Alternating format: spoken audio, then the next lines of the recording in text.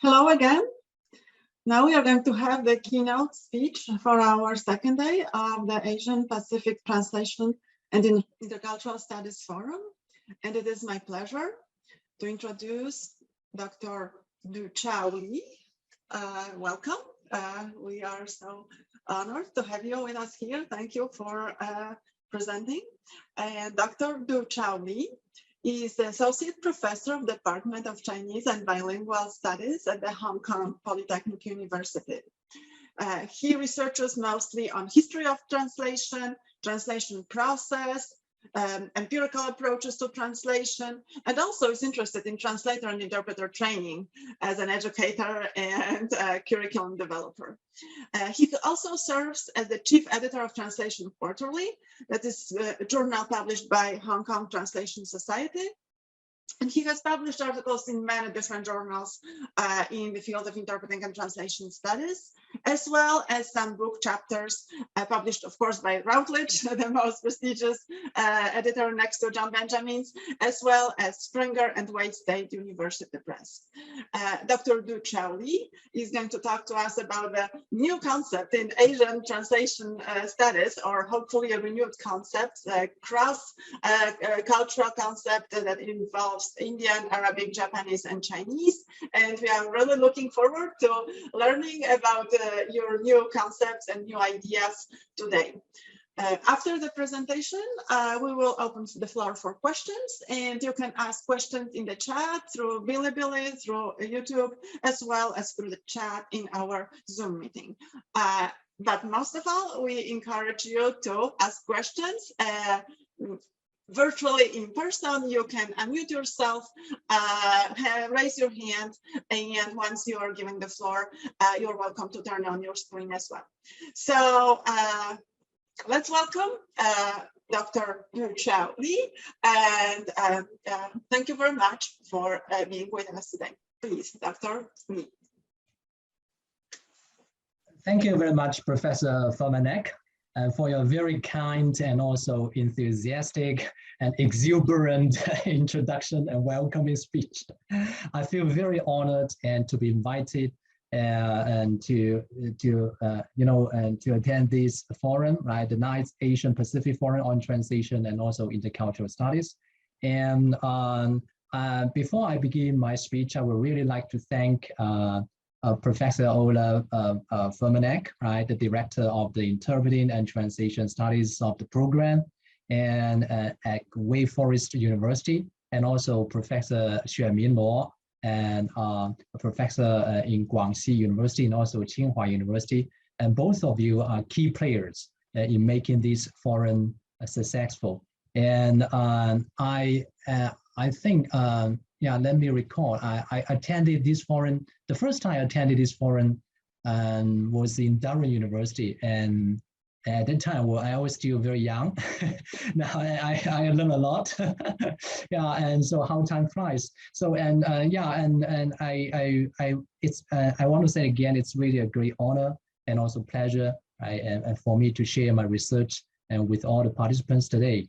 And the fact that, you put me side by side with other leading scholars in translation studies, like Professor Anthony Pym, and I feel really, I'm really humbled by the fact that I have to speak, alongside with him. And so last night when I thought about that, I'm going to give a speech today, I really had an insomnia, right? So, a bit agitated and also anxious. Anyway, I will try my best. I will try my best. And I just want to let you know, Professor Furmanek, that Wake Forest University is one of the very well-known universities in China and as well in Hong Kong. Do you know why? Because one of your alumni is well-known to all of us. That is Tim Duncan. We have a lot of MBA fans in Hong Kong and also in China, in mainland China. So we are also familiar with your university. Okay. Anyway, thank you very much again for your kind invitation, and I'm really I feel really honored to give this today my sharing with all of you. So, and can I share screen with the audience? Okay. Now, good. So, can you see the screen clearly? Yes, we can. Okay, good. Everything is good. Everything is good. Okay, good. Okay, so it makes me less nervous now, right? If everything is going well. Yeah, you will be up to the challenge. You'll be up to the challenge. Thank you for the encouragement. Yeah, it's great. We're looking forward. Yeah, you'll be up to the challenge. Okay, good. Thank you. So, and as you can see from the title of my PowerPoint, that is my topic today is redefining translation from Asian perspective, and you know, I'm going to talk about how elusive, right, and to define the concept of translation, right, and especially given the fact that nowadays, it seems that equivalence-based definition, you know, dominates a lot of definitions of translation, or it may be safely argued that, you know, a lot of definitions about translation around the world today, but of course it's a little bit generalization, right, and a little bit exaggeration, that are based on equivalence criteria, on the criteria of equivalence, that is trying to achieve equivalence between source language and target language, right? So this is a kind of equivalence-based criteria for translation. Now, in fact, when I when I learned translation at college, right, I was you know, again told by my my university teachers that you know, when you are doing translation, and you should try to achieve equivalence, right? And translation is sort of a meaning transfer from source language to target language, right? And yeah, and the concept is so deeply rooted, right, in especially in contemporary translation studies, and nobody questions about it. I mean, at least, right, when I was a student, right. But later on, I found after reading books, right, on translation studies, especially Professor Maria Timorsko's book on empowering translators and also enlarging translation, and I found that there must be something wrong with that, right? That is because if I try to trace the etymology of the concept of the term translation in Chinese, I found that Chinese people have a totally different interpretations or expectations or even definitions, you know, of the term 翻译, that is the corresponding term to English translation, right? And then I suddenly realized that a lot of our translation practices, even, you know, in the past and the translation practices now, right? And can find a lot of explanations, full explanations from our deeper interpretation of the concept of translation, or in Chinese, that is 翻译. And then I read some, I read some literature related to the definitions of translation in other cultures, like Arabic cultures, like Indian cultures, or in Japanese, and also in Malaysian, etc. And I found their interpretations of, or their definitions, their understandings of the concept of translation differ vastly from the Western definition of defining translation as a meaning transfer, or especially as a static, as a meaning transfer from source language to target language, right? So I think there is a need, right? And in fact, it has already been argued by Professor Timorsko that there is a need for us to define, to look at translation as a kind of fluid, or as a kind of broad concept, right? And rather than give it a circumscribed and also a static definition. So that is the main purpose of my talk. And today's talk is actually based on a book chapter that I've drafted for an encyclopedia. And this chapter, I think, will appear in in 2023, or this in an encyclopedia, right? And that will be published again by Routledge. Now, so now let me begin the introduction of my talk today. The question of defining translation has been discussed by many translation scholars, as we know, in contemporary translation studies, including Snell, Hornby, Hermans, Halverson, Etymological theory, etc. Right? So a lot of attempts have been made to try to define this age-old social and also cultural phenomena. But as Turing claimed, and we always encounter insurmountable difficulties when we are trying to define this translation. And why? This sounds a little bit intuitive, right, to a lot of readers or especially translation interpreting students, right? So translation, how difficult it will be to define it if you ask, some people in the streets, right? And they can certainly give you some, very quick definitions like this. Translation puts the meaning in one language into another language, or it is the activity of turning the spoken or written words of one language into another language, right? So easy. Now, in a sense, there are nothing wrong with these layman's definitions, right? So you transfer the meaning of source language to another meaning into other language, right? Or put the meaning in one language into another, etc. Okay, so meaning transfer, and nothing wrong with that, because to some extent, these definitions or layman definitions reflect some fundamental features of translation. Yeah. However, I will argue that these descriptions are incomplete, not only because they fail to meet the requirements of being both inclusive and also exclusive for a formal definition, but also because they present translation as if it were a fixed or static concept of homogeneous nature. And presents it as if, okay, every culture, okay, no matter in the past or at present, and they all share this kind of definition, right? So when Herman says that, the current definition for translation, cannot fulfill the requirements of being both inclusive and or exclusive, I think that's a very good point, right? Because if you say that, okay, translation is, putting meaning in one language into another, it is not inclusive, right? Because it cannot refer to all kinds of translation phenomena.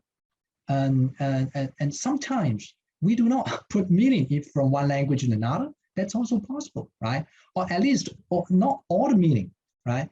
And exclusive means that, okay, if something that has been described falls out of this category, it cannot, okay, so it cannot be regarded as translation. But the fact is that a lot of, social phenomena, or a lot of translation practices actually, that fall out of this or simple definition can be regarded as translation, like pseudo translation, even without any, without any source text, it can also regard it as translation, right? So now, and these okay, sorry. Now let's take a look. Yeah, now, and the reason is that they present these definitions, right? And the proposals of this definition present translation as if a fixed, static, homogeneous nature shared by different cultures, right? Shared by different cultures. So that made me wonder, how come, the core meaning of the translation, or the core definition of translation, that is transfer of meaning from ST source text to target text, come from, right? Or why we have this sort of stereotypical thinking about this concept. Now, and let's take a look at the definition of translation in Western Europe, right? According to the online version of Oxford English Dictionary, the etymology of the English word translation dates back to the classical Latin word of translatio, which refers to the action of moving a thing from one place to another, change of a position, right? Or transfer of property or rights from one person to another.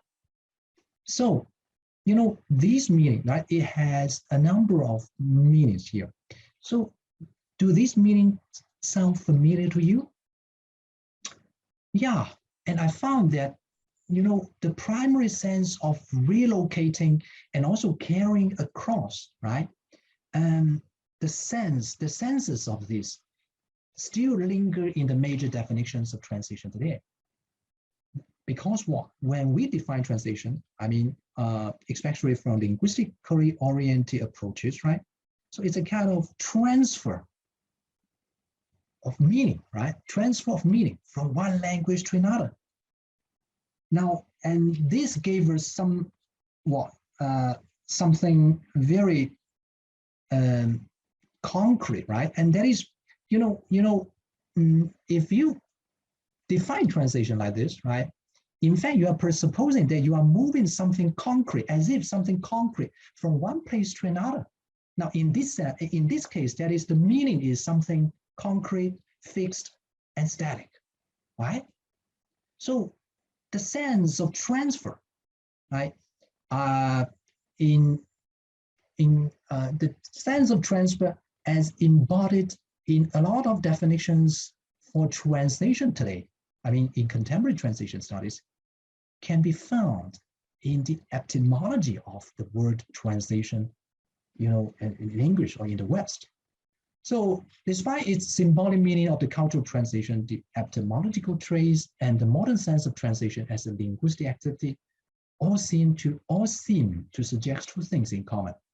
The first is the view of meaning of source language, right, as something concrete, as I said just now, static and fixed, which could be moved to another language as if it were a separate object or entity.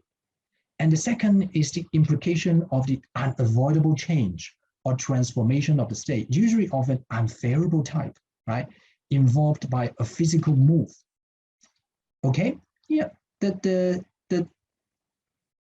etymology of translation suggests, okay, you need to move something, right, from one place to another.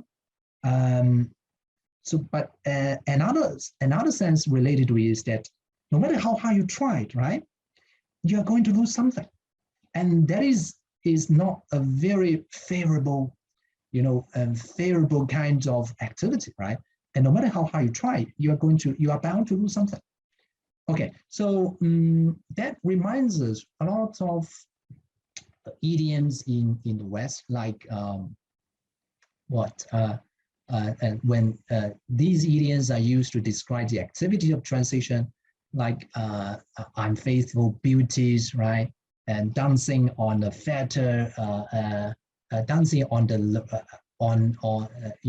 like Dryden describes translation as dancing on a rope with fatter legs, right, etc. Or the Italian idiom like translator traitor. And quite a lot of these negative descriptions about translators and as well as translation as an activity, right? Now, so this, to me, I think is basically the foundation that a lot of linguistically oriented perspectives to linguistically oriented approaches to translation were based, right? That is they based on the definition of translation as a kind of transfer of meaning, right? Linguistic meaning, transfer or linguistic meaning. And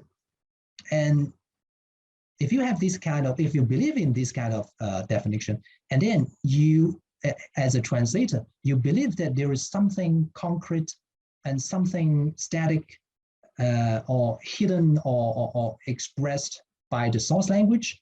And as a translator, you try to recover all this meaning, and you try to retain all this meaning in the target language, right? In the target language. So to use, to borrow a term from linguistics, right? That is called equivalence, right? Equivalence. Now, that is why we have seen quite a number of definitions of translation, right? In contemporary translation studies, are based on the concept of equivalence, right? Equivalence. Now, like Keffer's one, right? So when he describes translation, he defines translation as the replacement of textual material in one language by equivalent textual material in another language. You see here? So if you're a translator, you should try to achieve an equivalent relationship.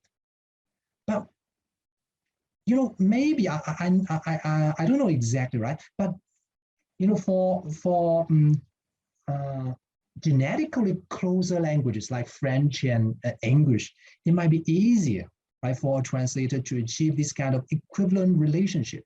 But it's extremely difficult, if not possible, for distant cultures like Chinese and also like Chinese cultures and Western cultures, right? And like the languages, right? Chinese and English, it's very difficult to achieve the so-called equivalent, right? Equivalent. And sometimes your translation, for example, your Chinese translation of an English term, and maybe it may correspond to one of the senses, right? But it fails to correspond to the other senses. So that's very difficult, right? That's very difficult. Now, but again, based on linguistically oriented approaches to translation or linguistically oriented definitions of translation, if you fail to do this, then you are not a very good translator, right? So they tried, these scholars try to classify different kinds of equivalence, like vernacular, right? It has pragmatic, denotative equivalence, connotative equivalence, pragmatic equivalence, and also formal equivalence, etc., right, etc. Now, of course, this equivalence-based definition, as well as other classifications of translation, along the similar lines, such as intralingual, interlingual, and also intersemiotic translation, semantic and communicative translation, was attacked by a group of researchers who believed that translation was not simply about meaning transfer or equivalence effect, but an activity that was entangled in such cultural factors as context, history, and convention. Okay, and so that they also initiated, like these scholars, including Susan Buston and also Lefebvre, right? They initiated the so-called the cultural term in translation studies, right? Now, again, so when it comes to the 1990s and also at the beginning of the 21st century, more and more scholars, right? And yeah, of course, and a lot of scholars try to approach the definition of translation from different perspectives. Like, of course, Snyder's one and was a very early attempt to define translation, other than trying to define it based on equivalence of meaning. But he based his translation definition on the equivalence of effect, right? Now, and Nord tried to, and Nord's definition tries to use the function or scopus, of the target text, right, and to define translation. And Turi shifts the starting point of defining translation from source text and source language or source culture completely to the target end, right? Target end. So target culture. Now, these are, again, a new attempts to define translation. But I just want to, but still, equivalence-based, meaning transfer-based definition of translation, still playing, these definitions still prevail, right? Still prevail today, right? Still prevail today. However, if you are turning our eyes to, other cultures like Asia, right? Like cultures in Asia, and then we can find a lot of different interpretations, different definitions of translation. For example, like China, right? Where I'm from. Now, translation in Asia, the term translation in Asia.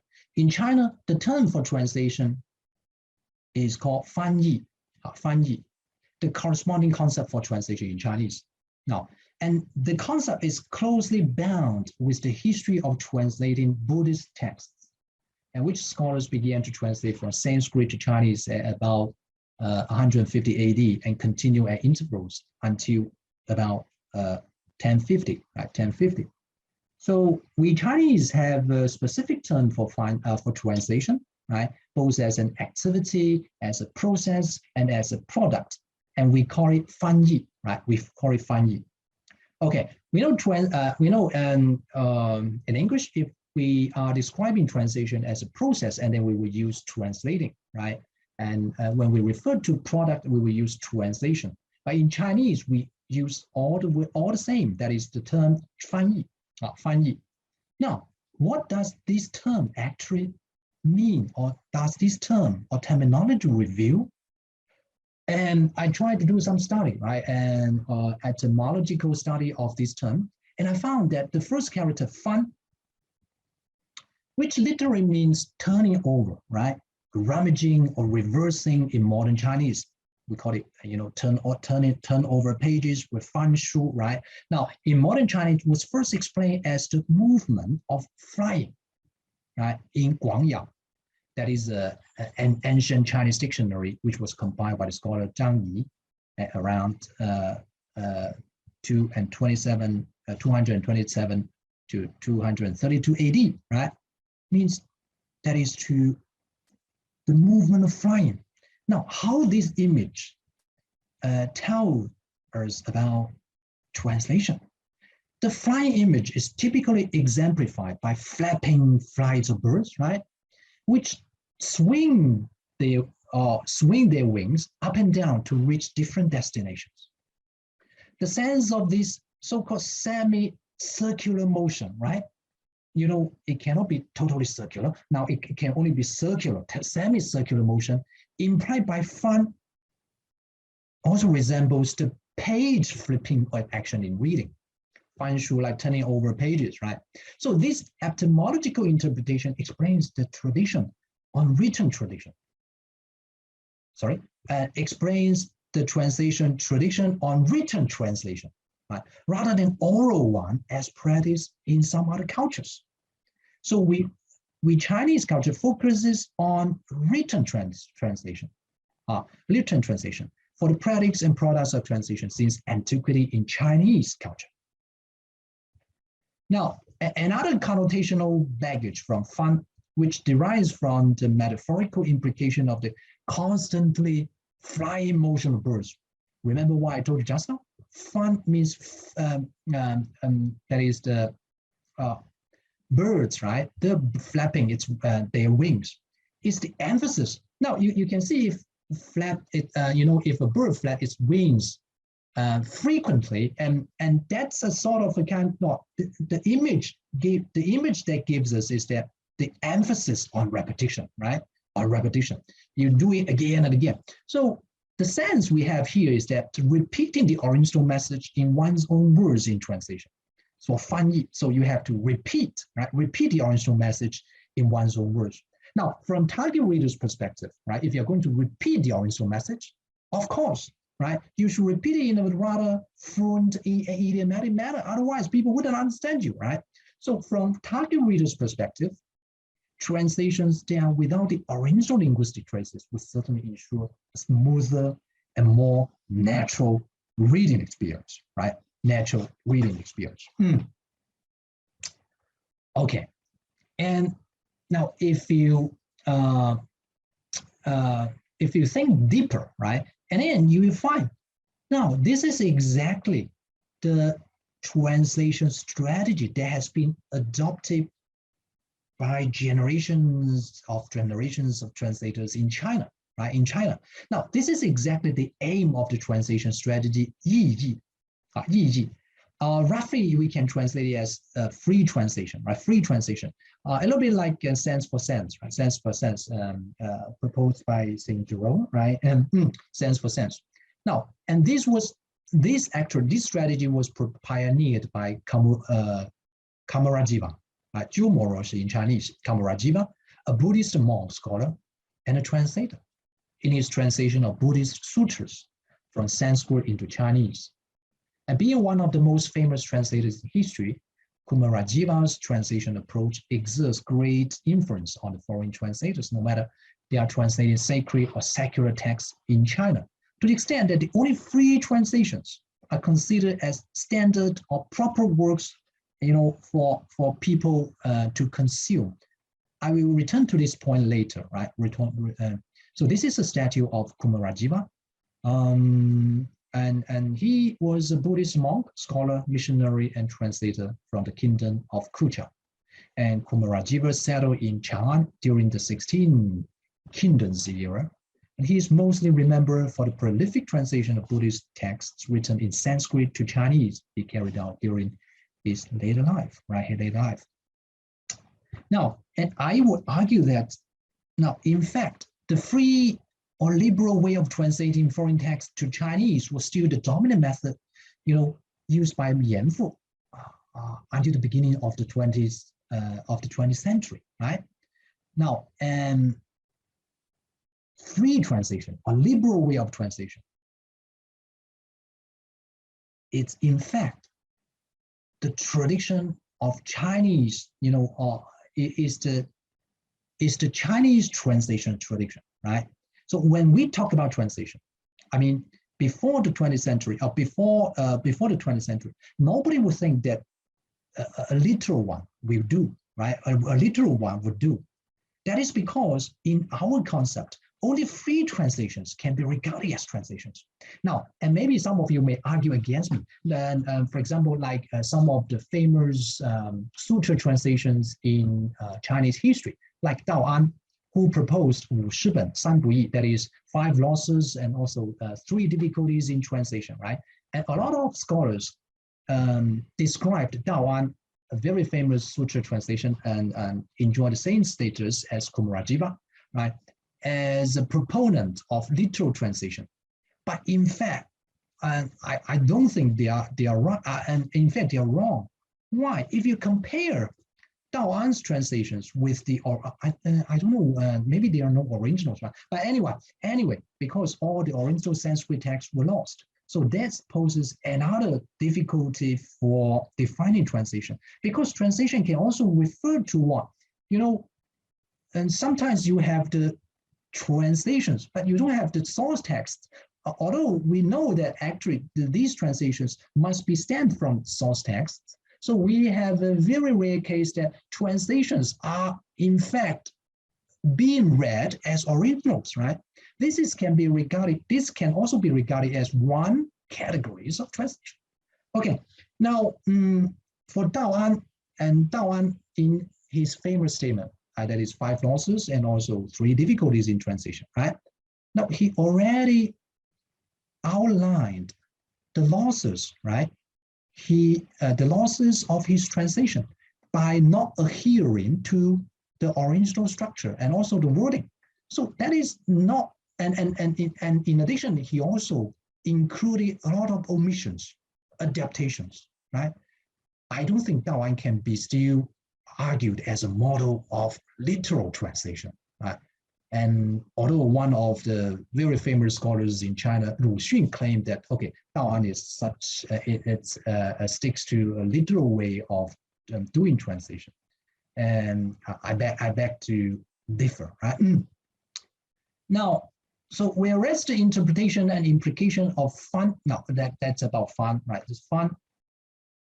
So, and our analysis of the etymological meaning of fun tells us why we Chinese values or valor, right? Valor the strategy of free translation so much, right? And in fact, it has been passed down from generations to generations. And this is regarded as the only way of doing translation. And Yanfu, or maybe you can call him one of the most prestigious, well-known translators in China, right? However, if you compare his translation with the original, and then a lot of adaptations and revisions, omissions, but his translations were regarded as the best translations. I mean, during his time, even nowadays, right? Even nowadays, people still regard him as a very good translator. Okay, now let's take a look at the interpretation of the another word, fan yi. We have another word that is another character yi, right? How does this word reveal regarding the translation history in China? Now, whereas the interpretation and implication of fan might be closely linked to the strategy of suture translation tradition, so that's very similar to the Western definition of translation. And a lot of academic discussion or debates on translation. I mean, the early times debate on translation in the West also stem from the discussion on religious, right? The discussion on religious translation. So, and that is the same in China, right? And the discussion began from the suture translation or religious translation, religious text translation. The meaning of the second character yi is more related to the mode of the trade practiced in ancient China. When we talk about yi, right? So a recent study on the text exegesis and the evolution of the meaning of yi, right? Now, in fact, yi means to translate. Now, yi in contemporary meaning in Chinese, it means to translate, interpret, or decode, right? And however, in ancient China, right? In ancient China, yi actually was the name for courier stations, like yi zhang, which were established at regular intervals in the early time. So yi, now the term, the character yi, which conveys the sense of station, right, is now still being used in Japanese and also Korean, right? In Korean, I mean, in these two languages. Now, so yi, originally fan flapping, the wings flapping, but for yi, that is the courier station. And how this word actually tells us about translation history in China. Now, in these stops, official postmen, when we talk about yi, right? Yi, that is courier stations.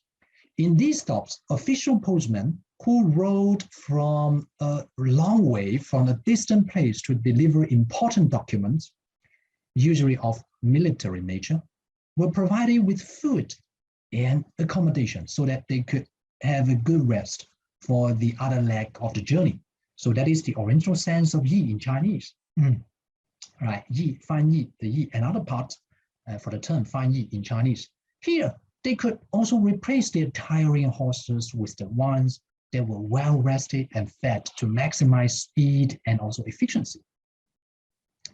Note that the meaning of station for yi is still retained in Japanese and Korean today, right? And these two languages are heavily influenced by traditional Chinese language.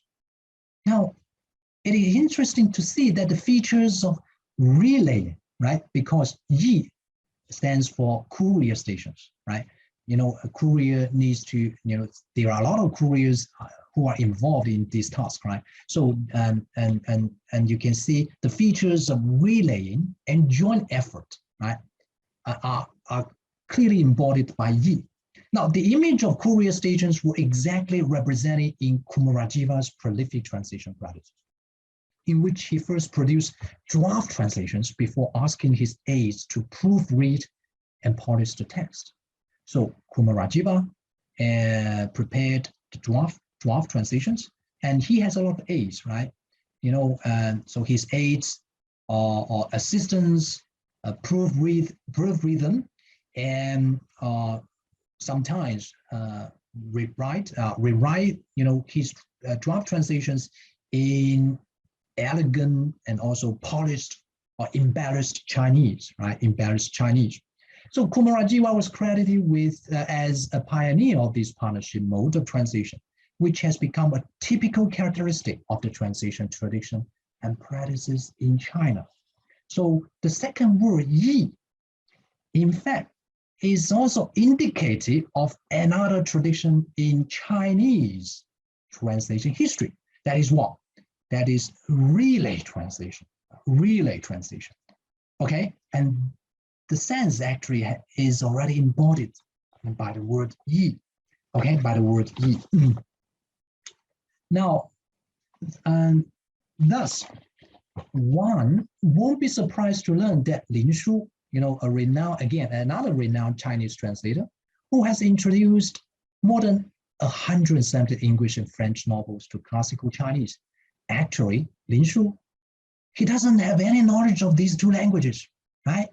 He accomplished this impressive task, similar to Kumarajiva, by collaborating with others.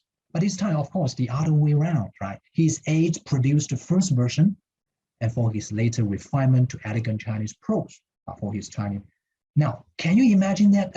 I don't think people in other cultures can imagine that, a person or a man of letters without any knowledge of foreign language, right?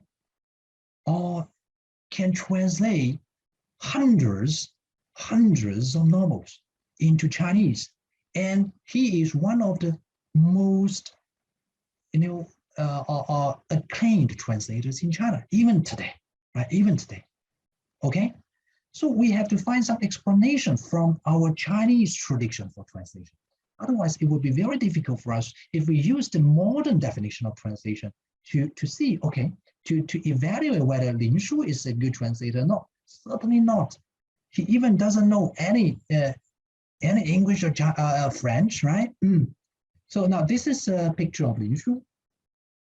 Lin Shu, Chinese Lin Shu, and was a Chinese man of letters, and especially for introducing Western literature to a whole generation of Chinese readers, despite his ignorance of any foreign languages.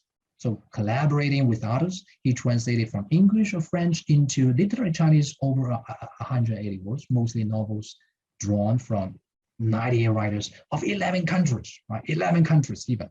Now, the point I don't want to make is that if we, studied the definition, right, or the etymology of the term translation, that is 翻译 in Chinese, carefully and closely, and then you will have a deeper understanding about translation traditions, translation cultures in China, right? And then you will understand why some of the practices, some of the translation practices even are highly valued today because they have their historical and also cultural roots. Now, I was asked to be a member of an academic review panel for a translation program in one of the tertiary institutions in Hong Kong 2 days ago, right? And then we had a meeting with the stakeholders of the department, right? That is, the translation department, some of the stakeholders, and also the clients and partners, etc. Right?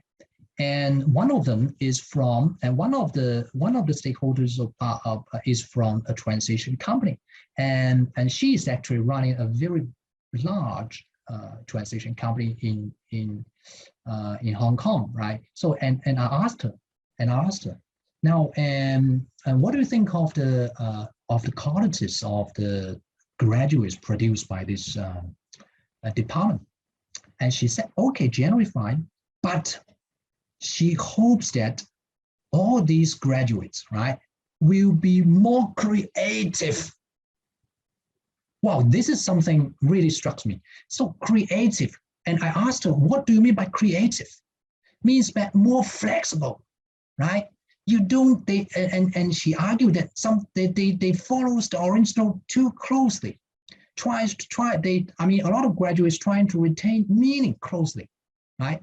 And in fact, the customers, clients, they all want what? Something natural, idiomatic, free, or that is the results of free translation. So you can see how deeply rooted is this, that the free translation strategy is in China, right?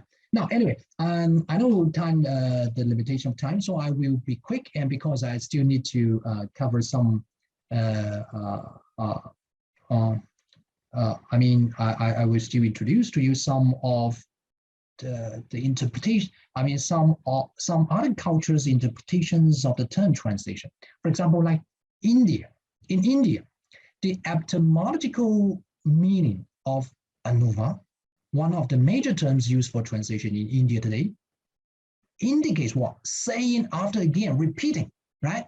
So again, repeating, but this time focuses on saying, okay, on saying, not like Chinese turning over pages. So it focuses on what? Oral tradition, right? Oral tradition. So the India term seems to more stress the oral tradition, as it also suggests imitating in speaking, right? Imitating in speaking. In addition, the implied meaning of rephrasing the original text in a natural and smooth target language indicated by yi is also absent in the old meaning of anuvada, the Sanskrit cognate closest to anuvad, which insinuates repetition without change of gloss. So that's also something very interesting, right? We know when we are translation in an oral mode, right? So in an oral mode, and that is the Professor Furmanek, right, is an expert in this, that is the interpreting. Usually interpreting cannot be very exact, right? However, in India tradition, they focus on repetition without change of gloss, because they need to pass down, right? Pass down sutras, etc. By speaking, right? By speaking. So they have to what? Repeat exactly the original, right? I mean, somebody else has said, right? Now, apparently, such an instance on the accuracy of repetition and Anuvada is rooted in the oral tradition of preserving religious literature in early India, in which even the slightest variance would be considered sacrilege. Okay, and Makuji argues that the spoken convention might be also the cause of a process named transcreation in Indo-English, for which the quality of translations are assessed by oral standards. It can be safely argued here that the sense of repeating and saying after conveyed by both fan and also anuvad in Hindi all indicate what? A temporal dimension, right? So, and Chinese culture and Indian culture share this similarity. Our images of the term fan yi share a temporal dimension. However, if we compare it to the Western thinking of translation, and then we find it what? Different, because the sense of relocating or carrying across indicates a kind of spatial dimension, right? So they are different. They are different based on the etymology of these two terms. Now, in addition to anuvad, that is used as the main word for translation, another term, rupantara, is often reserved for literary translation in Hindi. And I think that's fair because English is a vast continent, right? And it has a lot of languages. Now, and it has another term that is called rupantara, a naming prefix which is not often seen in other cultures. Interestingly, while anuvad implies an exact oral repetition of the source text, rupantara suggests that a linguistic act that involves a change in form or transformation adaptation, right? Now we see something very interesting here, right? And that is for oral form of translation, Indian people argue that, okay, you should be very strict, right? Repeat word by word verbatim. But for the written form, okay, you can be free. You can be free. So that's a little bit counterintuitive, right? And from from today's perspective, right? From today's perspective. Now, how about Arabic culture? Arabic culture, and the term for translation is called tarjama, and it seems to highlight more about the patron underlying the activity, as one of its senses is biography, and that helps a little bit about, and in fact that helps, this etymological meaning helps us to understand their translation culture better. This etymological implication, which perhaps related to early Syriac Christian translators' focus on the lives of saints of the Bible, also indicates the role of the translator as a powerful reteller, right? Who can reframe original stories according to their own perspectives. But of course, it is the translator rather than the patron who makes the final decision, that's for sure. Now, other than directly exerting influence on the way of translation should be done, the power of patron, represented by the support from either governments or caliphates for the activity, was also essential in creating a glorious period of translation activities in the medieval Arab world, right? So we know that ever since the Islamic polity was established in the region late in the 7th century, translation was given a special status by different Arabic rulers who regard it as an effective way to disseminate their Islamic faith, promote their culture, as well as to strengthen their newly established states, right? So, and it is during that time that we witnessed the initiation and patronization of the translation of many important Greek scientific words into Arabic, culminating in the golden age of Arabic translation during the 9th and also 10th century. So, and you know, the support from patrons, is very important, right? And no wonder that in Arabic world, right, in Arabic cultures now, and we see the first ever government agencies for translation. Okay, so I think there might be something related, you know, between patron and also the sense of tarjuma, right? Because without the support from the caliphate, you know, we cannot establish such a translation agencies, right? Now, and compare with China, and you know, the first official translation agency was founded at the end of the, I think, at the end of the 19th century, right? So much later than the Arabic agencies. Now, how about the other parts of Asia? And so I know my time is very tight, so I have to be very quick, right? Translation in Tagalog and also Malay, and translation in Japanese, and all very interesting, right? All very interesting. Of course, and I don't know any Tagalog and Malay, and I only know a little bit Japanese, right? So, and all these are based on secondhand reading, right? Now for Tagalog, and they have two terms. And I asked my Filipino domestic helpers at home, right, and asked her whether there are really these two terms. They said, and she said, yes. Paksaling and also taksaling, right, comes from the same root of saling, refers to the act of pouring the contents of one container into another, such as pouring a small can of juice into a glass, right? The metaphor suggests the flexibility during the process, right? Flexibility. So fidelity is not the aim, and in fact, the role of the translator is more important, because it is he or she who decides how the text should be rewritten according to one's own needs or interests, right? So the powerful image of translators is also emphasized in taksaling, and means giving birth in its active form. So again, focuses on a very recreative, or maybe we can call it transcreation, right? Recreative form of translation. And how about in Japan?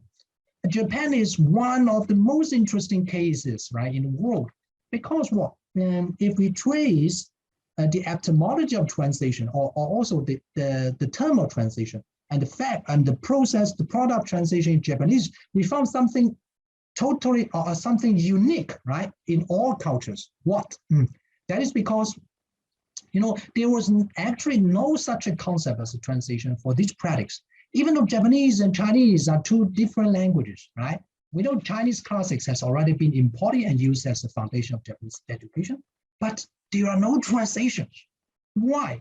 Part of the reason is that kanji, the Chinese written system in which these classics were written, can be read in Japanese through kanban kundoku, a unique way of reading Chinese texts in Chinese, which was developed in the mid-6th century. Right? So the interpretation process involves the assigning of Japanese pronunciations to kanji characters with content symbols to indicate the order in which the Chinese words should be read in accordance with Japanese syntax. So there is no need for them, right? And they just use annotations, sort of annotations, but they call all these Chinese classics, you know, translations. So that's quite interesting, right? So, and we have a translational situation in which all Chinese originals were retained verbatim, but only with annotations of Japanese pronunciation for each Chinese character, right? So, and the particular way in which translations were produced, perceived, and read offers a particular frame of reference, right, within which the cross-cultural concept of translation could be more richly explained. Okay, so to conclude, maybe after my a little bit lengthy review, right, of the different connotations, denotations of the terms in major cultures in Asia, I suppose readers might have this kind of conclusion. That is what. Now, a definitive definition of translation is really very difficult to reach, right? Now, so that is right. You know what? Why? Because my quick historical survey of the term in other major cultures in Asia, right, produces ample counterexamples to the Eurocentric idea that attempts to define translation as a circumscribed, meaning-based concept, right? So that is why we need to propose a broad concept of translation, trying to think it as a cluster concept. And that is because if we think it as a cluster concept, it embraces open and also fuzzy boundaries, right? Now, and it indicates that translation as a definition should be a cross-cultural, cross-temporal, cross-spatial, and cross-linguistic concept, right? And so and we should try to bear all these in mind when we try to propose a definition for the dynamic concept of translation. That's all from me. Thank you very much. Sorry for overrunning a little bit.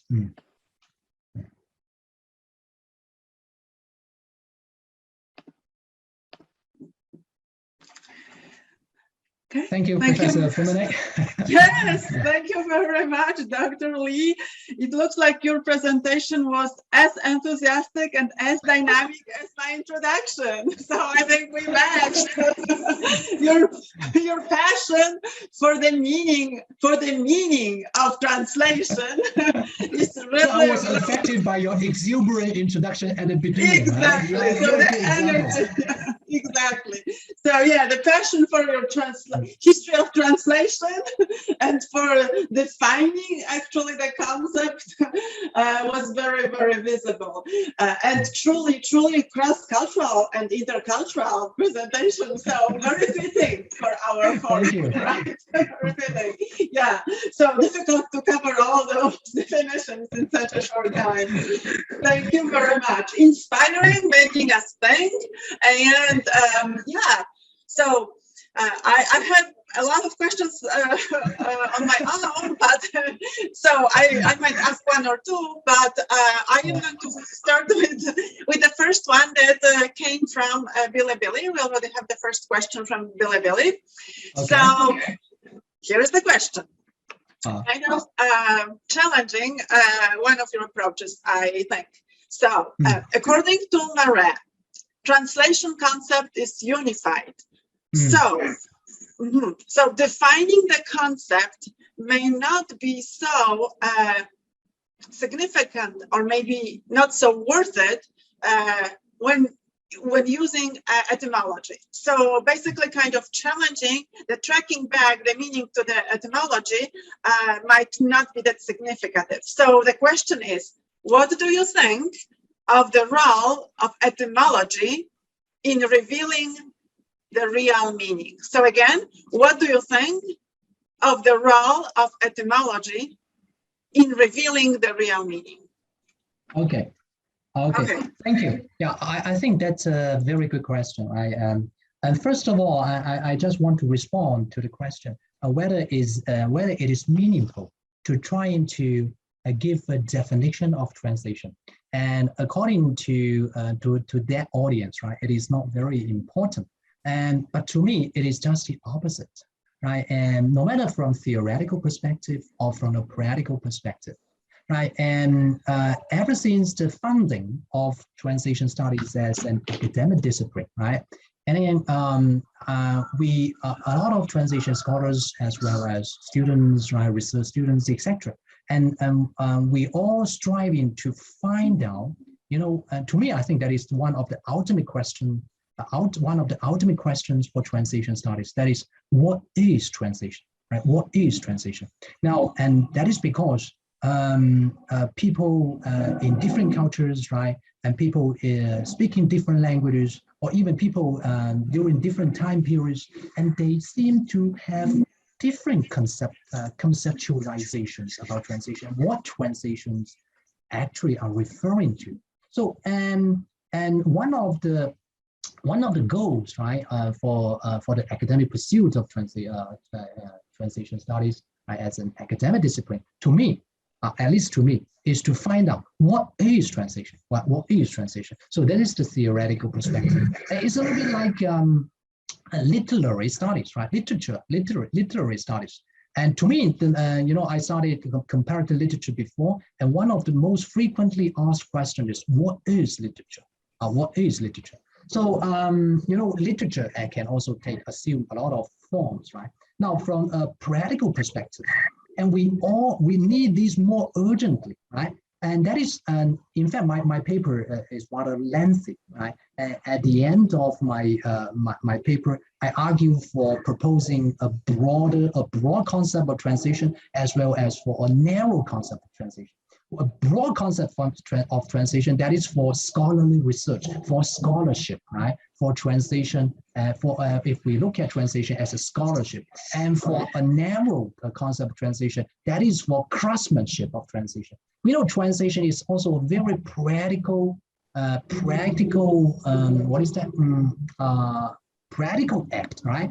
And so if you are going to teach translation, and you have to at least let students know, right? Let students know, you know, what is the aim of doing the translation? What are the criteria of translation? And if you are going to give criteria of translation, and if you're going to assess, evaluate their translation works, you have to resort to a definition of translation, right? However, then from a theoretical perspective, the definition of translation is very elusive, right? Very elusive. Yeah, and we have to try to narrow down a little bit, right? So depending on the context, depending on what, and the purpose, depending on the genre, and then I think we might suggest a narrow definition for translation. In this way, and we can, you know, proceed with our translation, teaching and learning, right? Now let's return to your second question. Now, what is the role of etymological study, right? For translation, for the research, right? To reveal the meaning of each word, right? I think that was the question. Yeah, if going back to the roots of the words would actually, right, what you did with your flying bird, etc. I actually like that. But, you know, the person is asking if it's possible for every single term.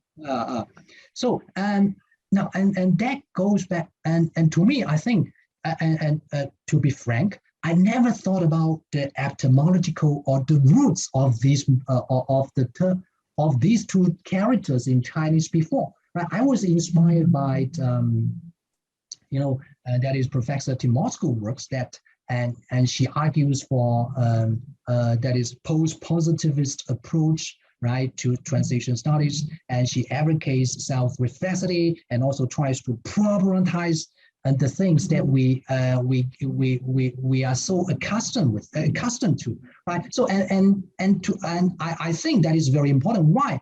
That is because, you know, when we describe this kind of activity, right, transfer activity, language transfer activity, we call it translation in Chinese. So we use this particular term.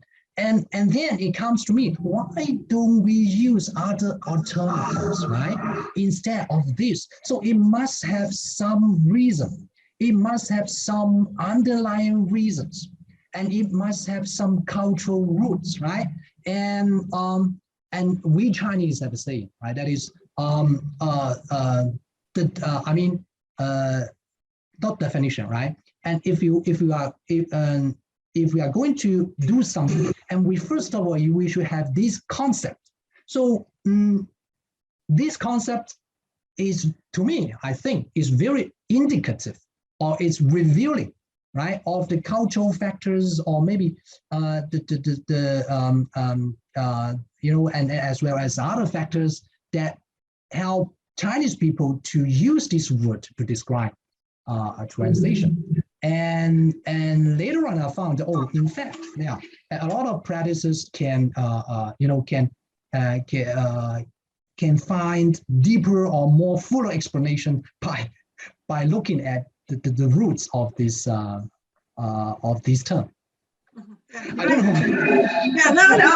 Yeah, I agree. I actually like the history of language and the history of evolving terms and the semantic fields, how they change, etc. So we have another question, but let me just follow up on what you said, because my own question was the free translation approach that you have advocated for.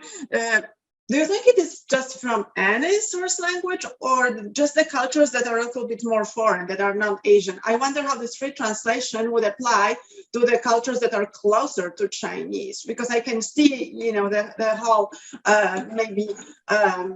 value of using the free translation from cultures that are not so parallel to Chinese, but for the ones that are closer, maybe not even to Japanese, but even those the surrounding ones, or that share certain cultural characteristics, I wonder if that concept is as valid as for cultures that are a little bit more further. So what about that? Okay. Again, thank you very much for the question, right? So whether free translation or this kind of strategy, right, is shared by cultures that are closer, or actually maybe they are not shared by cultures that are distant from each other. Now, I suppose you have a very good observation, right? And I haven't thought about that. And in fact, when I compare, right, you can compare the translation practices across some nations even in Asia, we can still find they adopt different traditions, right, in translation. For example, now in Chinese, we valorize, we emphasize free translation approach, right? But we only focus, for what we actually highlight, we emphasize, right? When we are doing written translation, we should adopt this kind of free approach, right? I'm not sure about interpreting, right? But maybe we use translation the term in a generic sense, right? And it can be used to refer to both translation and also interpreting. Now, as I explained in my talk just now, and in Indian culture, right? In Indian culture, so they tend to, Indian people, they tend to to be more strict, right, in terms of translation strategies in interpretation, right? And they hope that for interpretation, and you should be exactly the same as the original, right? We know that's very difficult. But for translation, written translation, and they seem to be a little bit loose, right, in terms of the translation strategy. Now, and let's take a look at Japanese culture. Now, and that's and because I don't have much knowledge about Japanese, right? Now, and at least its tradition, or the etymological study of the word, and didn't tell us which kind of translation strategy or Japanese people are preferring, right? So, and if they like to use annotations, right, or explanations rather than translate, so I suppose my hunch is that, and they prefer literal ones, right? Literal ones instead of the other ones. I'm not sure. I'm not sure. And yeah, and I think you have a good point, right? Maybe. Yeah, I think it's interesting. It just made me think about it, that maybe it will be worth studying, the approaches to translation that depend on the culture and the history of translation that each country has developed. So that's a completely different field. Thank you. Yeah. We have Dr. Burgos, the Associate Director of our Interpreting and Translation Studies program. Dr. Burgos, your question, please. Well, okay. Thank you so much for your interesting presentation. I found it really interesting to see how we can sort of imagine how different cultures envision translation from its origins, and that's really helpful. And I think that's one of the great contributions of your research is helping us to see how translation developed from from what it was originally many years ago to what it's currently. And your presentation made me think about what the etymology of the term in my own working languages, English and Spanish. And you made me realize that we don't follow the spirit of the etymology of the word, even in the Western definition of translation and currently. So I think even in the Western side of the world, the same things happening. We are not faithful to the original meaning of the term as it was many years ago.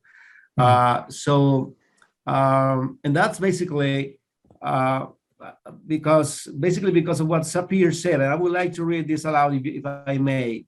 Sapir said, the worlds in which different societies live are distinct worlds, not merely the same world with different labels attached. So I think the same thing happens for the Western world in Asian countries. So my question is, how do these different etymological definitions of translation correlate with the actual and current trends in translation? In other words, does this etymology reflect the current practices in translation, so we can actually claim that definition needs to be redefined depending on where it's taking place?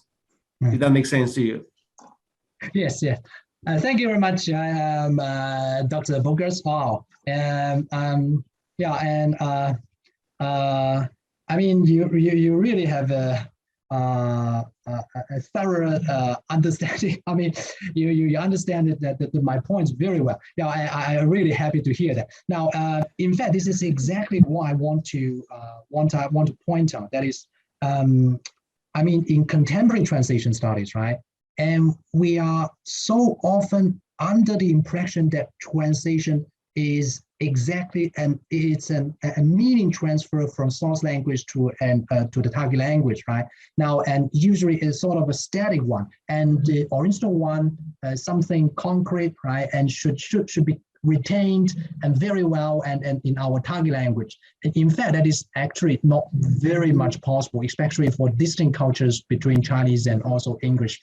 Now, and I'm very happy to hear that you actually found that for the Spanish term translation, right? And it actually it has its own etymology and its cultural roots, and it seems to suggest something different from the and when I use the Eurocentric, right? I mean Anglo-Saxon, right? Now, and the English or English ways. I mean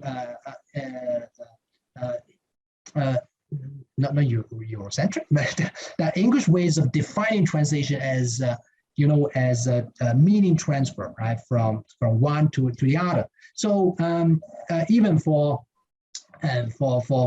European ideas or definitions of translation, and we can see differences, right? Differences. Now, and if you can realize that, and I feel very happy because, and one of my talks, one of the purposes of my talk is to try to problematize, right, the definition of translation, and it seems that a lot of students, scholars around the world, they seem to accept currently the definition of the term tacitly. That is what it's a kind of meaning transfer. But when we look back, right, to I just want to urge them, or maybe encourage them to look back to their history, to their culture, right, and they will find something actually not what translation is portrayed or defined today, right? So another purposes, right? Another purpose, of course, is to try to promote self-reflexivity. Now, and you are right. In current or in contemporary translation studies, right? And we know a lot of the approaches, right? Of course, the most typical one is the equivalence-based one, right? Other than that, we have some of the scopers, we have the target ones, right? Etc. Etc. But all are based, right? Or either supporting or refuting the equivalence-based based definition of translation. And it seems that people around the world today, right? They are accepting that, okay, so when we talk about translation should be meaning transfer, right? That is the first point. And on top of this, you can continue to explore other ways of defining translation. However, if you look back in your history, for example, in Spanish history or in my Chinese history, that is not we are talking about, we never talk about meaning, right? So when we talk about really, we talk about joint effort, right? We talk about and should be exactly like our Chinese with what? With written in elegant and polished Chinese, right? So yeah, I agree with you. Nowadays, it seems that all the Eurocentric idea of defining translations, meaning transfer, and that prevails. Yeah.